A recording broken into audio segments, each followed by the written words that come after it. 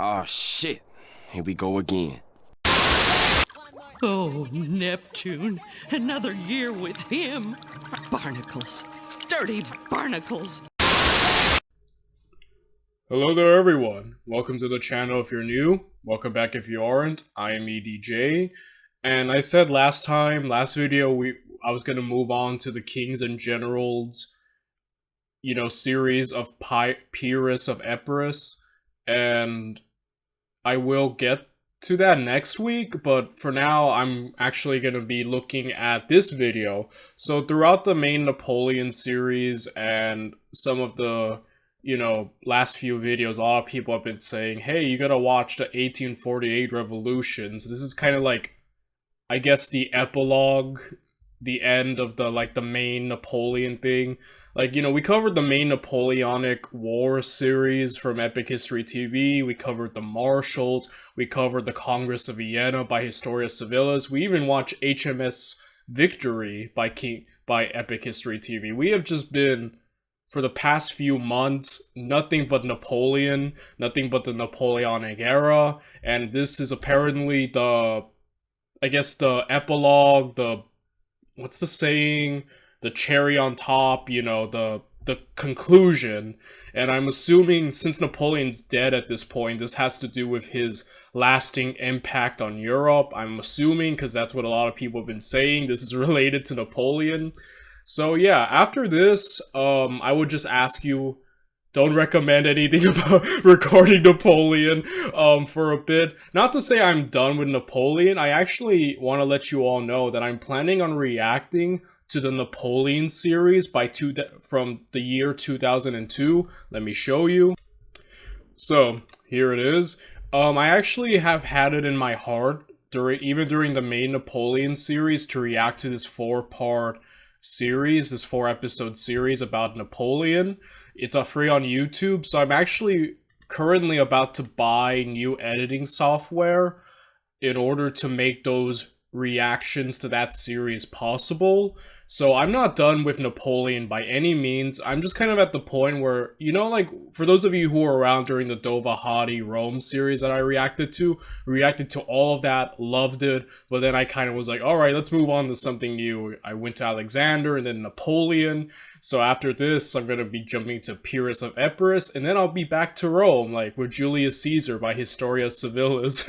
So I'll always kind of circle back, and I will be back to Napoleon, I will be back to the Napoleonic era, and the main thing is, like I said, I'm going to react to that series, I'm going to watch it, I'm going to review it, but I'm going to take a break from Napoleon and the Napoleonic era and anything kind of close to him for a while. So I would just ask you politely, for now, don't recommend anymore. We've been on Napoleon for the past few months, guys. I literally uploaded everything in March. Every video was related to Napoleon. Plenty of Napoleon if you want to witness all that again. I will come back to him though, guys, don't worry. This isn't the end. We will be back to Napoleon. Just for now, we're gonna be moving on. And so yeah, I guess I'll treat this as the epilogue. I know that France had a lot more revolutions after the first one. I remember back in high school, when we were learning about the French Revolution, I had friends who were also really big in history, and we kind of we would tell jokes about World War II, or France needing to have a billion revolutions, but yeah, the first one's just insane, but I think this will be more about more than just about France, I'm assuming. I know that after Napoleon, even though he did lose the Napoleonic Wars, in that he was exiled, defeated, and never reclaimed the throne, that a lot of what he did impacted the world. He essentially changed the world. The world was not the same after Napoleon, and I guess we'll be seeing more of his lasting impact, not just we saw his lasting impact in regards to the borders of Europe and how muddled everything was after the Napoleonic era, and just how they had to work in restructuring Europe, geographically. But I guess I'm assuming this is more of the spirit he left behind, because Napoleon was the product of the revolution. You know, I guess without the revolution, someone like Napoleon wouldn't have ever risen to the ranks he did, because, you know, I believe that Europe was pretty much like, there was like established hierarchies, and, you know, like, for instance, monarchs came from lineages of royal families, and, you know, often, I believe there was, like, someone like Napoleon who wasn't, like, big, like, in terms of nobility, probably would have never risen to become an emperor, obviously, but thanks to the revolution, he did get to rise, and in a weird way, he kind of was. I mentioned it I forgot which episode I mentioned it, but I kind of view Napoleon as, like, the physical embodiment of the revolution. You know, this upstart who nobody, at least according to the rest of Europe at the time, he rose through the ranks, became a monarch, you know, became the ruler of France, ruled, you know, he upset the status quo, he spread the ideals of the revolution, and, you know, a lot of Europe, they were really hostile towards Napoleon, but I also think they were really hostile to him because he was almost like, if you had to put a face to the revolution, I think you could put Napoleon's face as, like, I believe he even said at one point, he was quoted with saying, "I am the revolution," and that isn't just like a brag, that's kind of, I think it's true, in a sense that, yeah, you know, and, like, the thing about Europe is that they wanted the status quo back, you know, the whole wars with France began because of the revolution, even before Napoleon took power, and they were, you know, trying to tame France down, but as you saw, France held its own, Napoleon rose, and, you know, a lot of it was just trying to finally defeat Napoleon, and once they did, they tried to just put the Bourbon monarchy back, and, you know, just kind of make things kind of back to normal. But, like, yeah, the thing is, Napoleon's impact, his 20 years of, you know, glory through Europe, and him basically, for a while there, being the master of Europe, just changed, and I guess all this is long-winded way of saying that, yeah, Napoleon changed the world, and I guess this video will probably be, I'm assuming it has to be related to his legacy and the impact he left.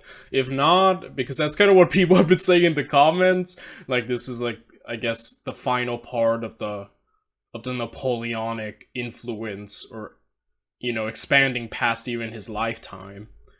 So, I guess we'll see. Either way, let's get to it.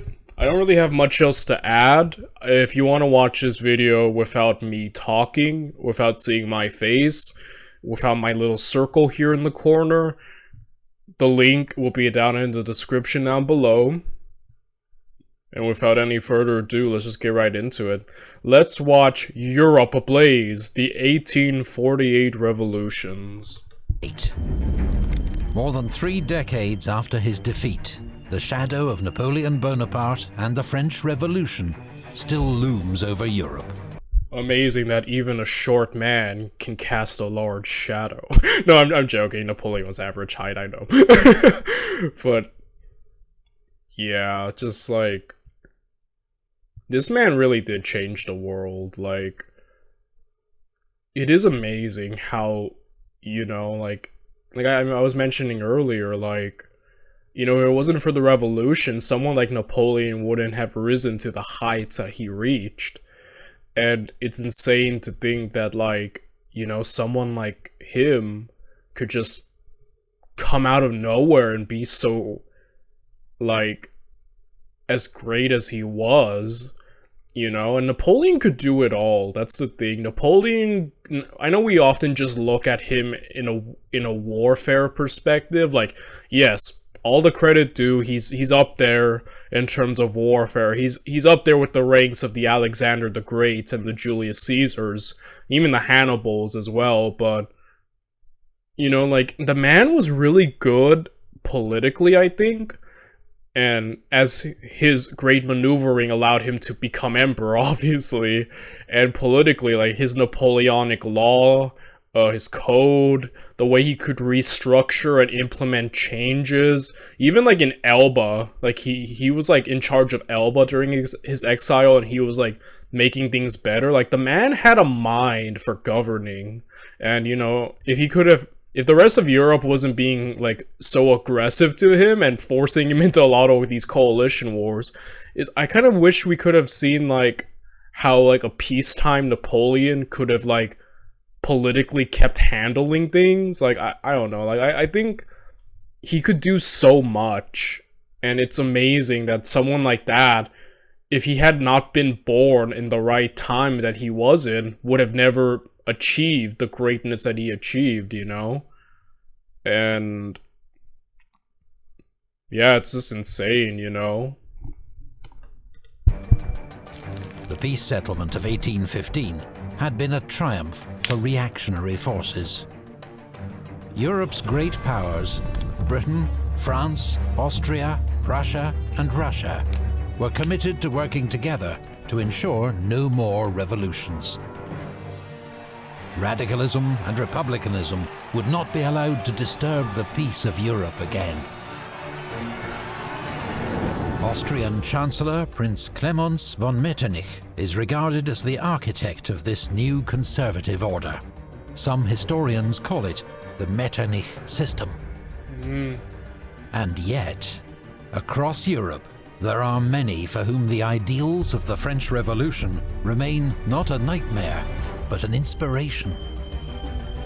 Liberals seek personal freedoms and civil rights, such as equality before the law, protected by constitutions, a free press, and regular elections. Nationalists share these aims with a desire in Italy and Germany for national unification, or in the multi-ethnic Austrian Empire for greater recognition, autonomy, and respect for language. Poles continue to seek the restoration of an independent Poland, and have launched one bloody uprising against the Russians in 1830. Their cause is supported by liberals across Europe. In most countries, liberals and nationalists face draconian censorship laws, arrest by the secret police, and bans on political parties and meetings. But there are always loopholes. In France, private banquets turn into political rallies. In Italy, scientific societies discuss politics, while gymnastic groups do the same in Germany. These liberal movements are dominated by the middle class, with their own local and national agendas, but also many shared values and aims. They are passionate, organized, and waiting for their opportunity.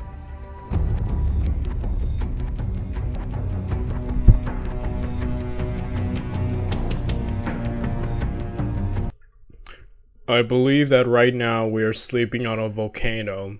Can you not sense that the earth is trembling again in Europe? Can you not feel the wind of revolution in the air? Alexis de...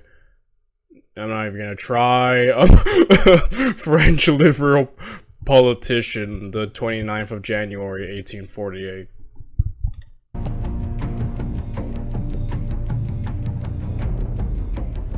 But it isn't just the middle classes that want change. By 1848, rising populations and food prices had created hunger, poverty, and social unrest across Europe. Low wages and hunger drive peasants to cities in increasing numbers, where they become cheap labor to feed the growing pace of industrialization. They live in slums and work long hours in dreadful conditions, if they can find work. Violent protests by workers and peasants are on the rise. Harvest failures and potato blight make a bad situation worse, with a deadly famine in Ireland and food riots across France. In the face of such crises, Europe's governments offer little support or hope of reform. When French Prime Minister François Guizot is challenged that only the richest 0.5% could vote in France, he merely replies, "Enrichissez-vous, get rich." Oh my gosh. In the winter of 1847-48, a sharp economic... Man. You think these people of higher-ups would learn from the first French Revolution, which was a complete bloodbath, mind you?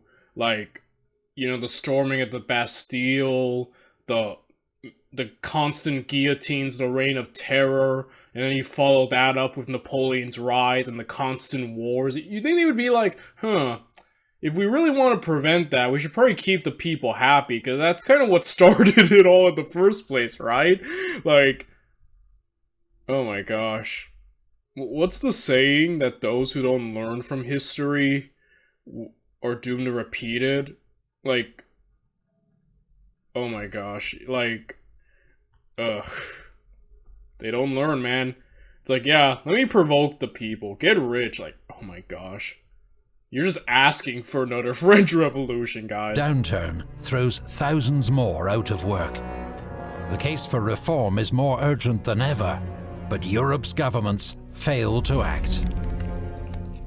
The stage is set for a European revolution. This video is sponsored by Skillshare. Sorry, I'm thirsty. So, no state in Europe is in worse condition than ours. In the country which is said to be the garden of Europe, the people die of hunger and live worse than beasts. The only law is caprice? Caprice? Wait, I need to know how to say this properly. Okay, caprice. Alright. Neapolitan liberal. Luigi. Mario. I'm sorry. Let's get back to the video. It's me. In southern Italy, the Kingdom of the Two Sicilies is ruled by Spanish Bourbon King Ferdinand II. His disastrous agrarian reforms have united Sicilian landowners and peasants against him. His kingdom will witness 1848's first revolution. In Sicily, furious crowds chase Bourbon troops out of Palermo, and the island declares independence, readopting its liberal constitution of 1812. Revolutionary fervor spreads to the mainland. Mass rallies in Naples force King Ferdinand to issue his own constitution. In Piedmont, Sardinia, the threat of Dang it. revolution persuades King Carlo Alberto to grant a constitution, and there are celebrations in the streets of Turin. Across the border in Austrian-ruled Lombardy-Venetia, Italian nationalists revolt in Milan and Venice, and drive out the Austrian garrisons. But as dramatic as these events are, they're about to be eclipsed by news from Paris. Of course. Why do they hunt?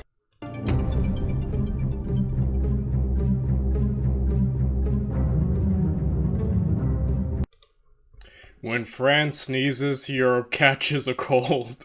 Prince Clemens von Metternich, Austrian Chancellor.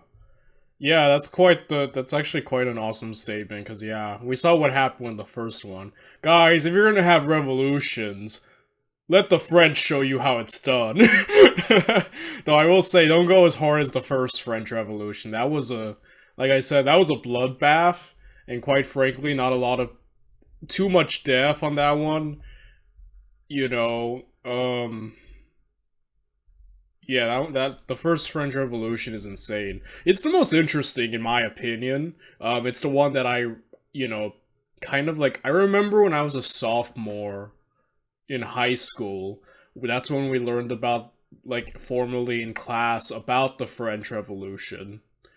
And, you know, I even watched, like, the French Revolution movie. Like, wait, let me show you, it's on YouTube. So yeah, it's from a YouTuber named Saint Just.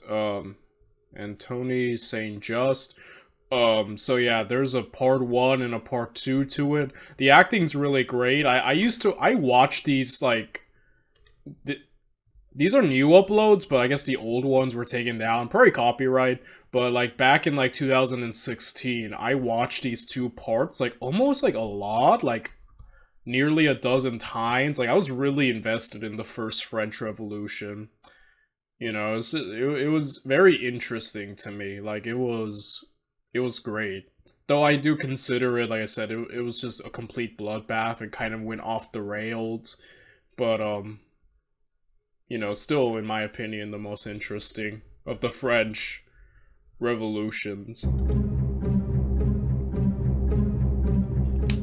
Since France's 1830 July Revolution, the country has been ruled by Louis-Philippe, the so-called Citizen King.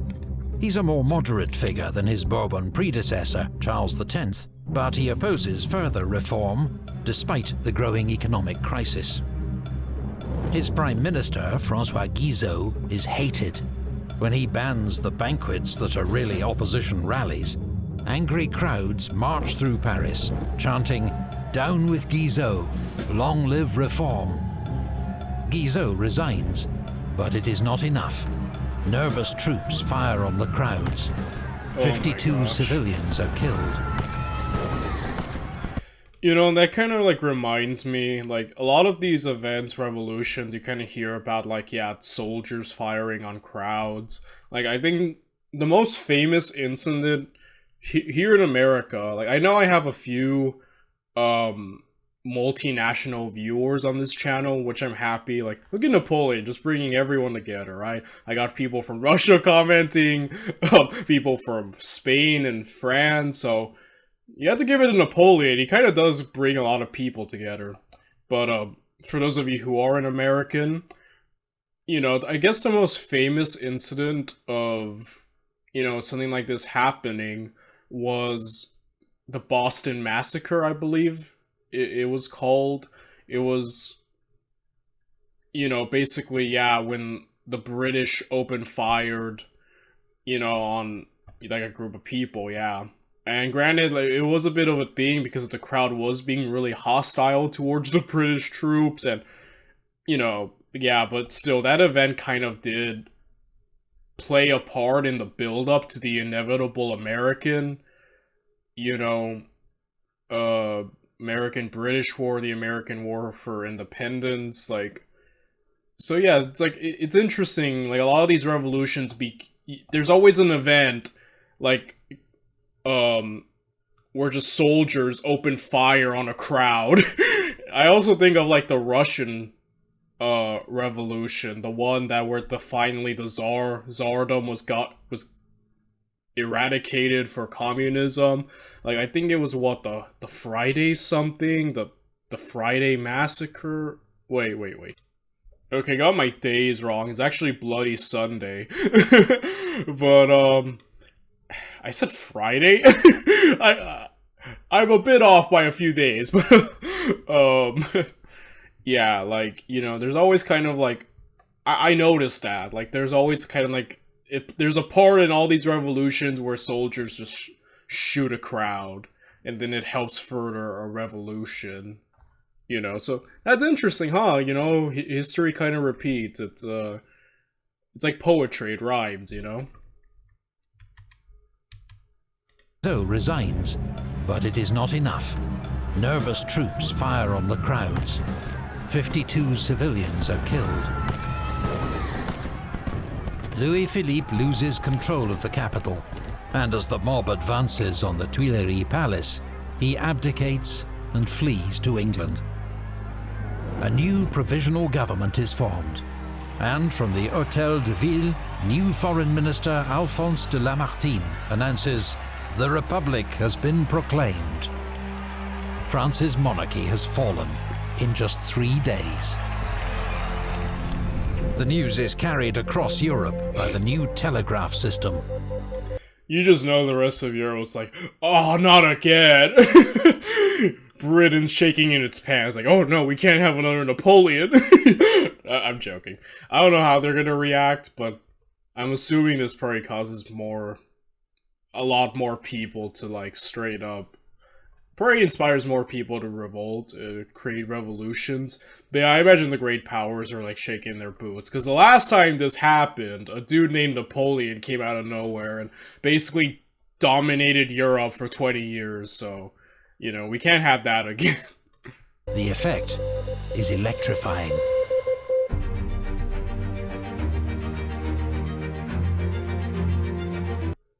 Tell the people that I agree to everything. Ferdinand I, Emperor of Austria.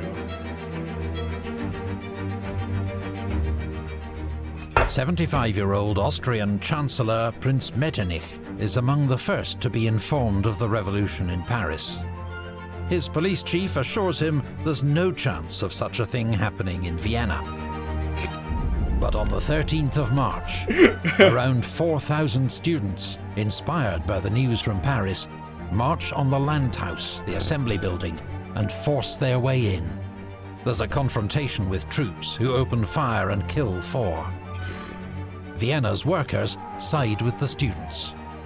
Much of the crowd's hostility is directed at Metternich. When the State Council suggests he resign, Metternich meekly agrees and heads into exile in England. Man, England really is the safe haven, huh? You get kicked out, just go to England. It's the safe haven. Man, is that the end of Metternich? Wow. You know, a really interesting figure who a lot of people, I've noticed, even history buffs, seem to have a pretty good opinion of, so that's interesting.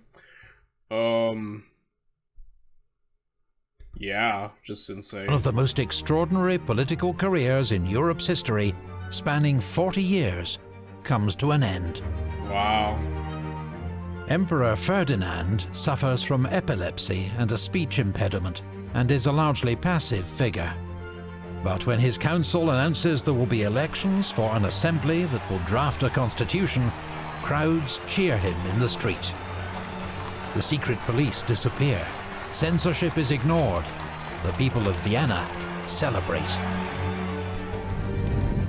Nationalists within the Austrian Empire are also inspired by events. With all the constitutions, I assume this will be the rise of a lot of constitutional monarchies. I believe constitutional monarchies, I'm not sure if they've already existed before these revolutions, and to what extent they existed, I don't know.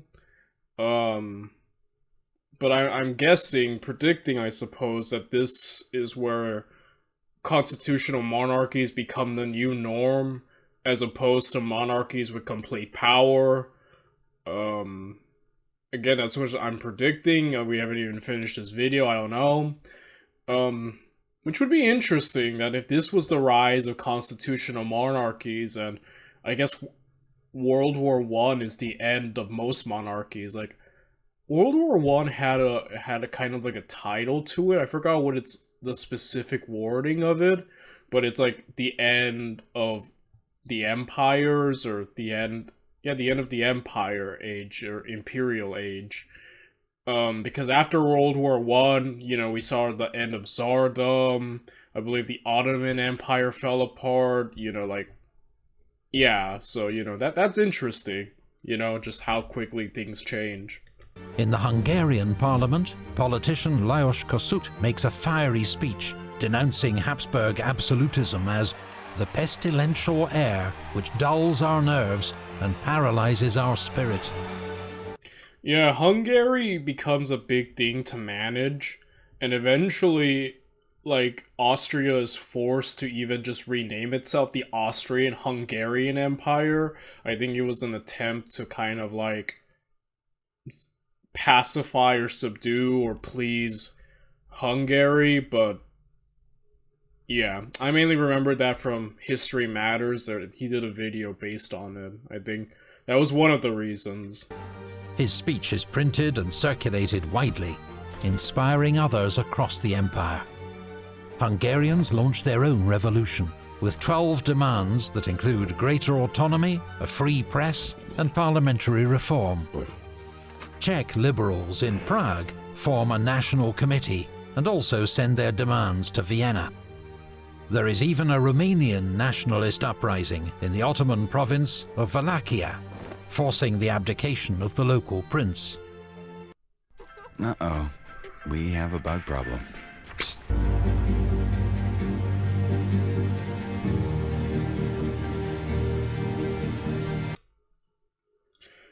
We were dominated by a vague feeling as if a great outbreak of elemental forces had begun, as if an earthquake was coming, of which we felt the first shock. Carl, German last name, German student.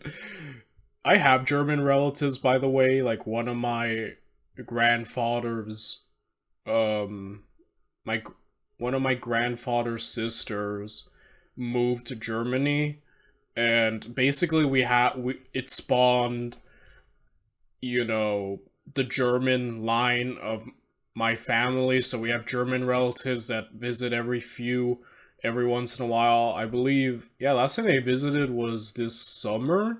And yeah, it is interesting when we talk to them, because, you know, they're German and they go around Europe. So, you know, I remember they were talking about France and how the French were.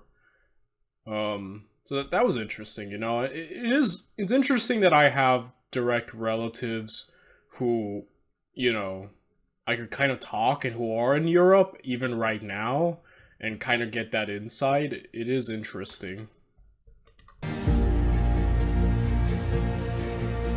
Across the smaller states of Germany, rulers face popular demands for reform. Most quickly grant concessions to avoid losing their thrones. The black, red and gold tricolour, symbol of a united Germany, is prominent among the crowds. Germany's first ever National Assembly meets in Frankfurt, with elected delegates from across Germany. They debate how they will achieve the liberal dream of a unified Germany and begin drafting its national constitution. In the Prussian capital, Berlin, students and liberals are thrilled by developments and celebrate Metternich's fall. King Frederick William IV promises reform, but also moves extra troops into the city. Tensions escalate between Berliners and soldiers, and on the 18th of March, protesters erect barricades. The army attacks, leading to vicious fighting in the streets. 800 protesters are killed. The king loses his stomach for the slaughter and withdraws troops from the city, promising a new constitution.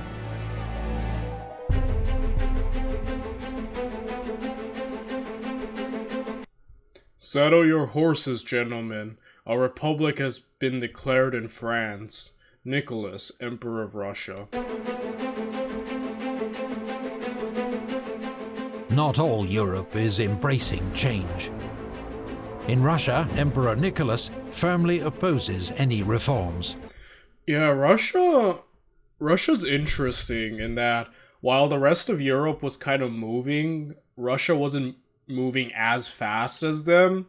Like, I think, like, around the World War I era, they still have serfdom, like, which was interesting, you know, serfdom was still a thing. And I feel like even by Napoleon's era, that wasn't really common much, but yeah, and they didn't move as quickly as everyone. I think a big wake-up call also was when they fought Japan, like, how fast Japan industrialized and, you know, westernized, if you would, and just when they were able to fight Russia. That kind of goes to show, yeah, they weren't as fast as the rest of Europe in some regards, you know. So yeah. He'd been badly shaken by the Decembrist revolt on the opening day of his reign. Since then... Yeah, sorry. Yeah, I'm off-screen Googling when I do these random pauses. So yeah, the Russo-Japanese War. Yeah, I was thinking, yeah, it was a Japanese victory overall. I just wanted to be sure. Look it up. Alright. So yeah, I was pretty much right about that, yeah. I just like to double check to be a little sure. Then he has tightened censorship and created a new secret police unit, the Third Department. There is a crackdown on all suspected subversives. Writer Fyodor Dostoevsky is among those arrested and subjected to a mock execution before he is exiled to Siberia. There will be no concessions in Russia. By European standards, Britain is already a liberal constitutional monarchy, and the middle classes broadly accept the status quo. But there is a popular movement calling for more democratic reforms. They're known as the Chartists, for the six-point charter they wish to implement. A mass rally is organised for the 10th of April in London. This is a photograph of that meeting. The authorities fear violence and draft in 80,000 extra police. But the event passes off peacefully. In the Netherlands, King William II backs a new constitution and reforms, successfully preempting any revolutionary disturbance. With fortuitous timing, Frederick VII of Denmark had abolished royal absolutism in January, so also avoids revolution. But he faces a German nationalist revolt in Schleswig-Holstein, which leads to war with the German Confederation. Denmark will ultimately prevail in this war thanks to diplomatic support from the other European powers. In 1848, Polish hopes were high that these revolutions would pave the way for the restoration of an independent Poland. Europe's liberals, after all, had frequently expressed enthusiasm for the idea. But in reality, no major power is willing to risk confrontation with Russia for the sake of the Poles. Man, the poor Polish people, man. like here they were, like, essentially the great powers of Europe essentially just got rid of Poland, you know, just took it over, split it among themselves. And then a lot of the Polish people supported Napoleon, hoping he'd kind of help bring them back. And Napoleon was gone, and then then the Congress of Vienna, they were hoping, awesome, a kingdom of Poland. But it was really just Tsar Alexander just taking control and keeping Poland under its thumb. And now here they are. Oh, finally, maybe it's our chance. And, and then Russia's like, nah, shut up, Poland. Poor Poland, man. Like, happy they're kind of around now. Yeah, they are around now. You know, they do get what they want, but man, was it quite the uphill battle to get there, right? A Polish rising in Posen is put down by the Prussians, while the Austrians deal with risings in Krakow and Galicia.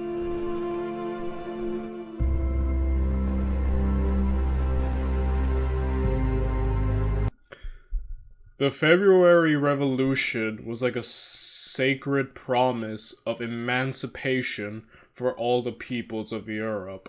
Mark Cassandri, new Paris prefect of police.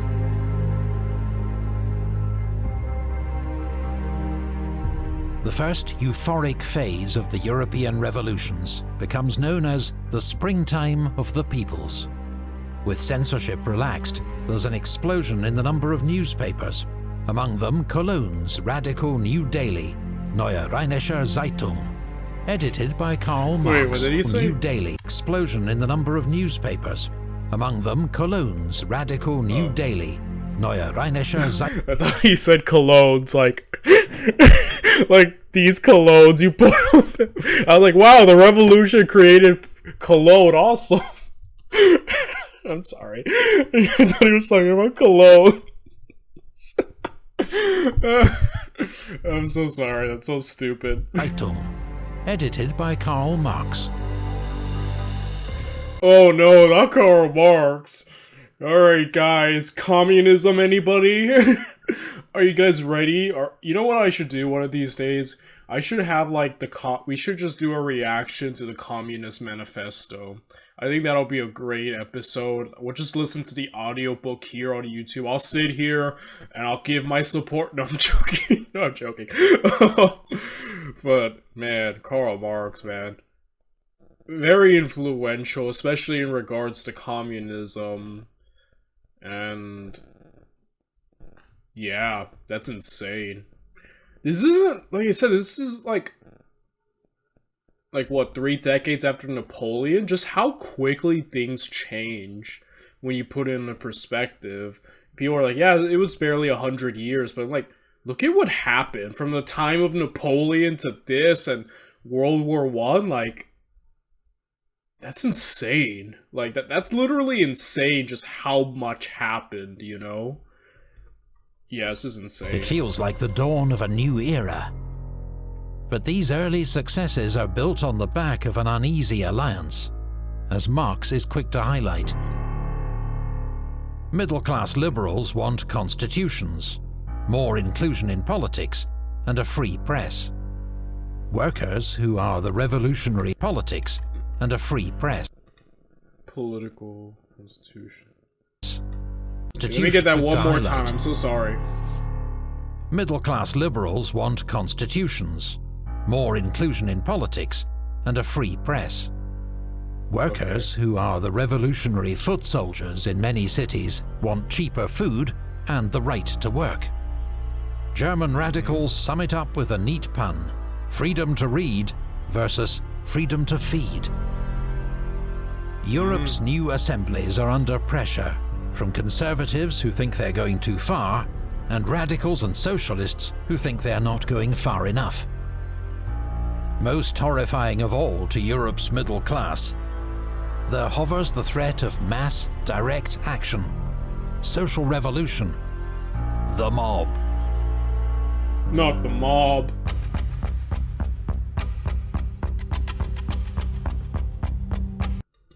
Bread or lead? Bread or lead? Spanish or vanish? You guys use Duolingo. I'm using Duolingo right now. I'm engrossed with the memes. You gotta learn your Spanish or you're gonna vanish, son. Well, okay, but it's alright. I go on these weird tangents. I'm so sorry, guys. So yeah, bread or lead. Bread or lead. Rallying cry of Paris workers. Egad. In the wake of the revolution, France's provisional government had set up national workshops, a public works program to alleviate unemployment in Paris. But just 3 months later, a new, more conservative government announces their closure. 100,000 workers are suddenly jobless. The response is immediate and furious. Over 3 days in June, Paris radicals take on the middle-class National Guard and regular troops in a bloody battle of the barricades. The Archbishop of Paris attempts to mediate, but is cut down in a crossfire. This remarkable early photograph shows some of the Paris barricades fought over that summer. By the time it's all over, General Cavaignac's troops have killed at least 1,500 workers and arrest 12,000 more, a third of whom are deported to Algeria. He believes he has saved France from anarchy. The sacred cause of the Republic has triumphed, he declares. The French Revolution has split between left and right, with bloody consequences. It paves the way for the return of a famous name from the past, promising unity and order.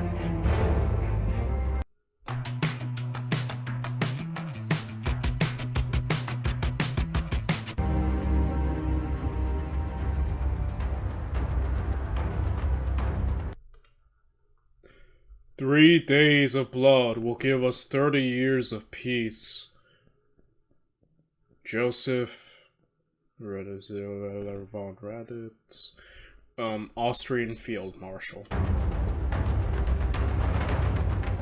That spring, conservative governments had been caught off guard by the speed of events. Now they begin to fight back. In Prague, Czech students clash with troops. The wife of Austrian commander General Windisch-Graetz is killed by a stray bullet. He responds by withdrawing his troops and bombarding the city's old town with artillery. 43 are killed before the students surrender. In Italy, King Carlo Alberto of Piedmont, Sardinia, has declared an Italian war of liberation against Austria and invades Lombardy Venetia. Oh my gosh. This is a mess. He is supported by the other Italian states and nationalist volunteers, including the Italian Legion, led by professional revolutionary Giuseppe Garibaldi. Man, this is insane. Even more than the first revolution. The first revolution was mainly just France, but this is just everyone's throwing their hat in. They're like, yeah, we all need a revolution, you know? Austrian forces in Italy are commanded by 81-year-old Field Marshal Radetzky, a distinguished veteran of the Napoleonic Wars. Vienna orders him to negotiate. Instead, Radetzky wages a masterful campaign, fending off the Piedmontese advance, then launching a decisive counterattack. Piedmontese forces retreat in disarray, and Carlo Alberto negotiates a truce. That summer, Johann Strauss composes the Radetzky March to celebrate the old general's victory.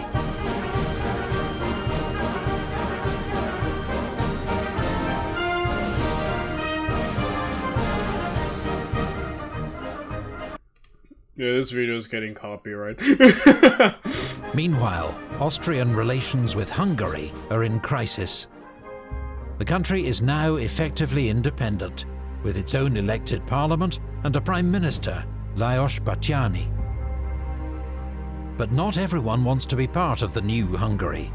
Savage ethnic conflicts break out between Hungarians and Romanians in Transylvania and Hungarians and Serbs in Vojvodina, leaving thousands dead. An even greater threat is Croatian General Josip Jelačić, a fire-breathing imperial loyalist who takes matters into his own hands and invades what he regards as a renegade province. The emperor still hopes for a peaceful resolution and sends a loyal general, Count Lamberg, to take command of Hungarian military forces. But on arrival, he's brutally murdered by a mob. Oh my Appalled, gosh. the imperial government declares war on the Hungarian revolutionaries. This in turn outrages liberals and radicals in Vienna. There is fresh violence on the streets, and the Austrian Minister of War is lynched. Troops evacuate the city, while the emperor flees to Olmütz. Jelačić marches to the government's aid. He joins forces with Windisch Graetz outside Vienna, and together they bombard the city. Then they attack. The October Rising is crushed, with the loss of 2,000 lives. 25 revolutionary leaders are executed, including Robert Blum, a member of the German parliament in Frankfurt. He becomes a celebrated martyr of the revolutions. With Vienna secure, the Austrian invasion of Hungary can begin. The Hungarians are heavily outnumbered. Budapest falls, and the Hungarian government evacuates to Debrecen.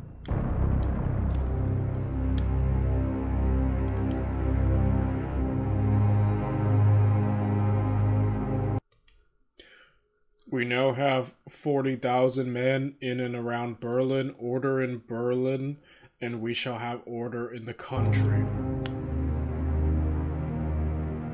Following the violence in Berlin that March, the King of Prussia withdraws to his palace at Potsdam, on the outskirts of the city. Here he is surrounded by loyal troops and conservative advisors, including a 33-year-old aristocrat named Otto von Bismarck. When asked... Oh, I've heard that name plenty of times, Otto von Bismarck. I've heard that so many times, but I'm trying to remember where. That's right, the unification of Germany. I think he was also Chancellor. Yeah, that's it. That's it, for sure. Wait, let me do a quick Google search. Okay, I was right. Yes. Alright, let's get back to it. For his view on what should be done, Bismarck says nothing, but leans over to a piano and taps out the March of the Prussian Infantry. The forces of conservatism are strong in Prussia. There is deep loyalty to the state and the king. Allies, like Bismarck, adopt the enemy's tactics, launching conservative political organizations and newspapers to mobilize this support. By November, King Frederick William has noted the infighting of his opponents and the defeat of the Vienna Revolution, and decides to act. He orders General Wrangel to lead 13,000 troops into Berlin. They enter the city unopposed and order the Prussian assembly to disperse. It has no option but to comply. Prussia will get its constitution, but it is one handed down by the king, under which he retains full executive power. Prussian dreams of a true parliamentary system, even a republic, are dashed. In December, two new players take the stage, who will play key roles in shaping the fate of Europe's revolutions. In Vienna, Emperor Ferdinand abdicates in favor of his 18-year-old nephew, Franz Josef. He will reign until his death in 1916. Oh, is that Franz Ferdinand? Wait, no, wait. No, never mind. Completely different dude. I saw Franz and I was like, oh, snap. Franz Ferdinand, very different people. You know, I'm really liking this pause button over here, because anytime I say something, I just pause to quickly Google it. So, you know, I could save some people the effort of correcting me on the comments, you know. At least in regard to certain things. Not everything, though. Let's get to it. In Paris, Louis Napoleon Bonaparte, oh, no. nephew of Emperor Napoleon, is elected President of the French Republic in a landslide victory. Oh no, another Napoleon! Here we go again! Oh man. Alright, Britain. Let's bring out the propaganda, let's bring out Napoleon being short, Part 2. Let's do the Napoleonic Wars, Part 2, guys, the sequel you all been waiting for. No, I'm joking. Oh man, but you just know the rest of Europe was like, another Napoleon is back. Didn't we deal enough with the first one? Oh man, but that's insane. This is literally history repeating, huh? Except on a much larger scale, because, you know, first revolution, and now a dude named Napoleon becoming the main guy of France. Are you kidding me, guys? This is just a repeat, man. This really is kind of like the sequel, isn't it? Oh, man. If he's anything like the first Napoleon, then... Nah, I don't think it'll be. I don't know much about this other Napoleon. Let's see what he's made of, guys. Let's see if he's... Probably not as good as the first one, because, like, everyone knows the first Napoleon. I didn't even know this dude existed until now. But that is hilarious. You just know everyone was like, another Napoleon. Oh, no. Oh, man. He promises to heal divisions, impose order, and restore France to her former glory. Oh, no. When he says that, does he mean he's about to wage war with it? No, I'm joking, guys. I don't know. I'm sure Epic History will explain everything. But man, just what we needed, the sequel to the Napoleonic Wars. The Napoleonic Wars, Part 2, Electric Boogaloo. I'm joking. If you ever tried asking questions to ChatGPT,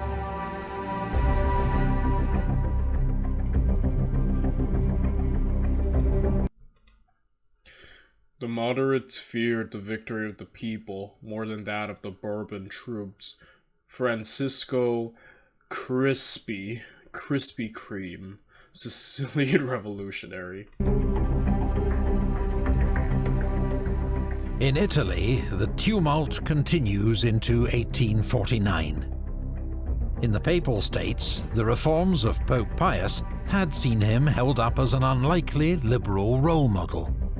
But escalating radicalism and violence, notably the assassination of his justice minister, Pellegrino Rossi, caused Pope Pius to flee Rome. In his absence, a Roman Republic is declared. It is led by Giuseppe Mazzini, the iconic figurehead of Italian nationalism, who's devoted his life to the unification of his homeland. But elsewhere, the Italian cause fares badly.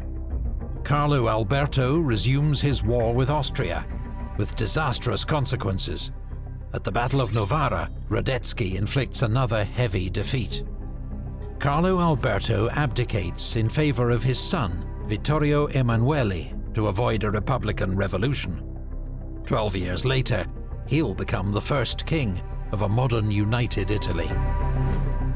In the south, Ferdinand reverts to absolutist rule and sends troops to Sicily who stamp out the revolution. Then, to the dismay of liberals across Europe, French President Louis Napoleon sends troops to crush the Republic of Rome and put the Pope back on his throne. Dang. A Napoleon helping the Pope? That's different. The first Napoleon basically bullied the Pope. I'm joking. But yeah, the first Napoleon, he had a really interesting relationship with the Pope. Like, he kind of, like, strong-armed him during the Italian campaign. I forgot if he imprisoned the Pope at one point. I don't remember that, but yeah, the first Napoleon had a really weird relationship, almost hostile-ish with the first Pope, with the Pope of his time. And even the Pope excommunicated the first Napoleon, so it's weird to see a Napoleon just, saving the Pope, French President Louis Napoleon is to Sicily, who stamp out the revolution. Then, to the dismay of liberals across Europe, French President Louis Napoleon sends troops to crush the Republic of Rome and put the Pope back on his throne. He has decided the support of French Catholics is more important to him than the fate of Italian Republicans. French forces are led by General Oudinot, son of the famous Marshal. I was about to be like, is Oudinot still around at this point? Oh man, Oudinot, man. Good times. Remember how he got shot like a bunch of times and like got injured all the time? I think that's the same guy, right? Oudinot. Wait. Yes, Marshal Oudinot, famed for being injured a lot, but being probably physically the toughest marshal. Insane. General Oudinot, son of the famous Marshal.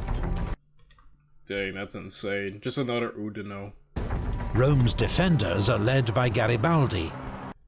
Man, you're seeing the successors to everyone, huh? A new Napoleon, a new Oudinot. I'm waiting for a new Massena, a new Davout. Nah, there could never be. I'm joking. Let's get back to the video. I'm sorry, guys. I'm all over the place today. But despite skilled and courageous resistance, Rome is forced to surrender after a 2-month siege. That summer, Radetzky also retakes Venice and puts an end to its republic. In March, the German National Parliament in Frankfurt had finally agreed on a constitution for a united Germany. It is to be a constitutional monarchy under an emperor. The man intended to play this role is Frederick William of Prussia. So when he declines the offer, the plan is killed stone dead. In public, he says it is impossible without the consent of the other German princes. In private, he says he would never accept a crown from the gutter, disgraced by the stink of revolution. Oh, man. Yeah. Oh. Revolts in support of the national constitution break out in Saxony, the Palatinate, and the Grand Duchy of Baden. They are crushed by local forces, assisted by Prussian troops. The Frankfurt Parliament itself is dissolved. What hope there had been for a united Germany under a liberal constitution lies in ruins. In Austria, the new Emperor Franz Joseph issues his own new constitution, reclaiming almost all political power. He also revokes all the liberal reforms passed by the Hungarian parliament, known as the April Laws.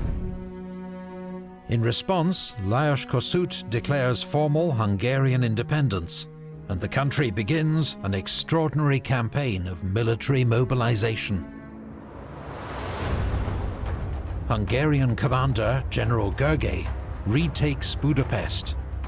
He then launches a bloody assault on Buda Castle, overpowering its Austrian garrison. In desperation, the Austrian Emperor travels to Warsaw to formally request military aid from the Emperor of Russia. Russian troops have already moved into Moldavia and then Wallachia to put down the Romanian liberal revolution. Nicholas now agrees to send troops to Hungary to crush those he describes as the enemies of order and tranquility. Hungary faces an impossible strategic situation, surrounded and outnumbered more than 2 to 1. The combined onslaught is irresistible. The Hungarian forces are driven south and finally forced to surrender. In the aftermath, around 120 Hungarian politicians and army officers are executed. So ends Hungary's War of Independence. Dang.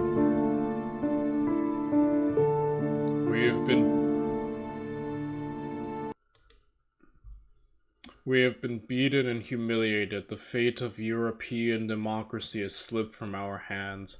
Yeah, they put those down quick, man.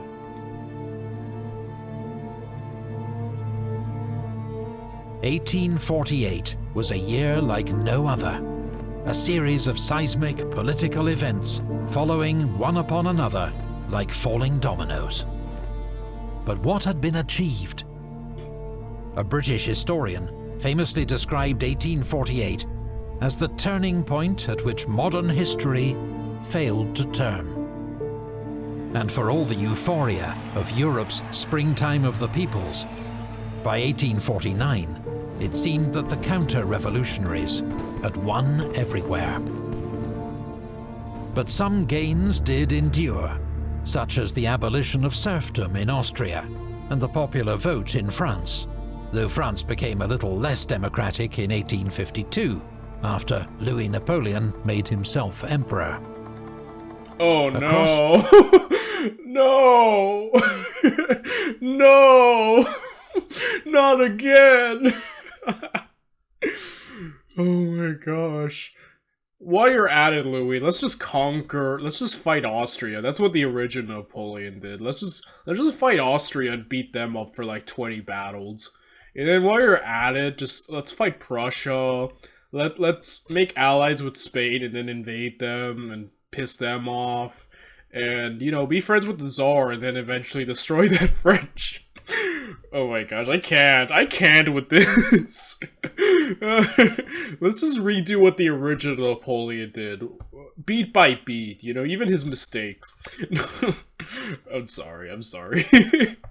I can't with this. I need to hear that again. In France, though France became a little less democratic in 1852, after Louis Napoleon made himself emperor. Oh my gosh. Across Europe, governments modernized and paid more attention to economic and social issues, partly in response to the new challenges that had emerged from socialist and working-class politics. The causes Not of the German Communist Manifesto. Alright guys, we gotta do it now. Alright guys, let's get to it, let's react. Hey guys, so welcome to the channel if you're new, welcome back if you aren't, I'm EDJ, and we're going to be reacting to the Communist Manifesto by Karl Marx and this other dude who I've never heard of, and you know, as you know, staunch communist here, it's in my blood, you know, I can't wait. This has really been a passion project of mine, so let's get to it. By Karl Marx and Friedrich Engels. A specter is haunting Europe, the specter of communism. All the powers of old Europe have entered into a holy alliance to exorcise this specter. I agree. Yeah, no, I'm just joking with you guys. I'm joking. Gosh. I'm so unfunny. I'm probably super unfunny, but like, I make myself laugh, so, you know. I don't mind. As long as I'm making myself laugh, I'm happy. Italian unification had been defeated, but made giant strides and learned crucial lessons. Their goals would not be achieved by ideas alone, but the realities of force.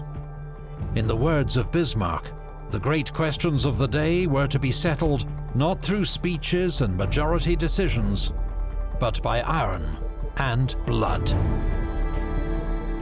It would be wars waged by powerful monarchies that united Germany and Italy. The legacy of 1848, for good and ill, would be felt for decades to come.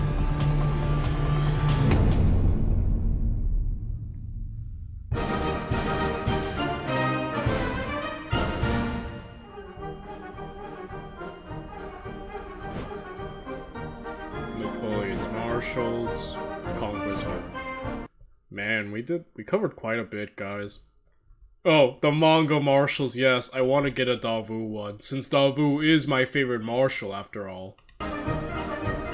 And the best. So